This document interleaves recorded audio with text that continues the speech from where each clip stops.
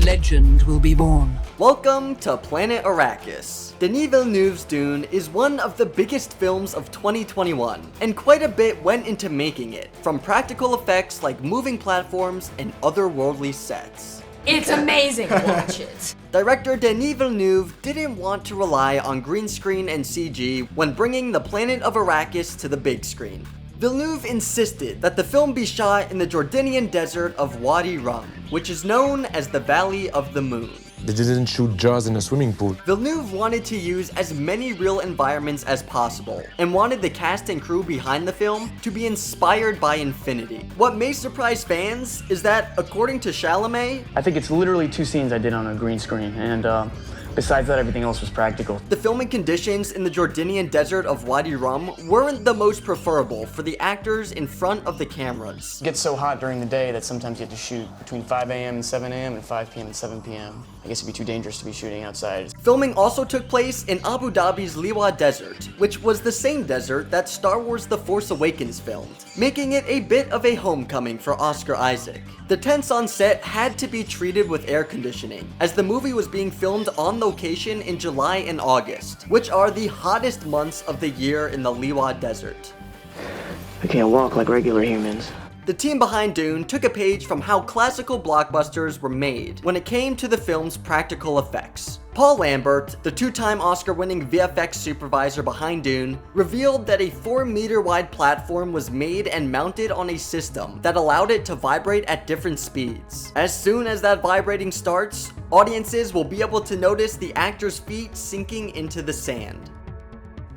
When creating out-of-this-world vehicles, most films would either resort to CGI or small-scale models. That wasn't the case when it came time to bring Dune's iconic Thopters to life on the big screen.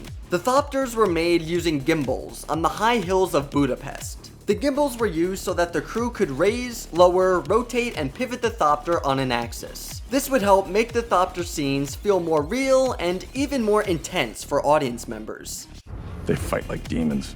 An epic like Dune needs to have some intricate fight scenes, and Denis Villeneuve knew just the guy to choreograph the fight scenes: Roger Yuan. Yuan worked as a fight coordinator for several major action franchises, such as the Bourne films and the James Bond film Skyfall. With Dune, he knew that each group of characters would need their own fighting style. For the Atreides, Yuan used more of a Filipino style, of Kali and Eskrima. For the Sardaukar, Yuan based the fighting moves off of the ways of Vikings and samurai. For the villainous and brutal Harkonnens, Yuan decided to give them a more bestial and sadistic fighting style. You fight when the necessity arises, no matter the mood. While much of the exterior shots of Dune were filmed in the Jordanian desert of Wadi Rum, for the more detailed interiors, real sets were built inside studios in Budapest. One of the main sets that was built in Budapest was the Emperor's Palace on Arrakis. The sets were built as massive environments and rooms, so that their physical reality could give the actors and actresses ideas, so they could each bring something different into their performances. The massive size of the sets impressed even Oscar Isaac. It really made me feel like I was in an alien planet. From the ever-expansive architecture to the vast desert and the larger-than-life ship, the physical sets were unlike anything most of the cast had ever seen before. The visuals, the lighting, Greg's unbelievable. Since Dune takes place on a different planet, it'd be strange if all the inhabitants just spoke English, which means that the team behind the film would have to create a new language. The creative team members contacted the King Kong Lang David Peterson, who worked on creating languages for Game of Thrones, to help build languages for the film. Peterson worked on 4 different linguistic systems for Dune. 2 were spoken and 2 were signed, and also worked on an entire writing system. This is Dr. Yue's handwriting.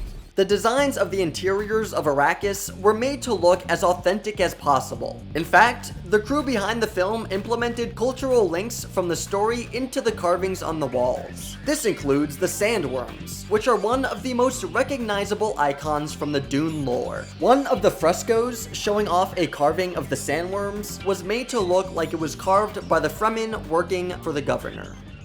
Greg Fraser, who served as the cinematographer on the film, found himself in a bit of a challenge when filming the interior scenes of the Arrakis compound. The compound had no windows, as thematically it's supposed to withstand war and heat. Production designer Patrice Vermette and Denis Villeneuve solved this by using light wells throughout the fortress set. The light is effectively the byproduct of bounce light that comes in through the shaft. It's not direct, harsh sunlight.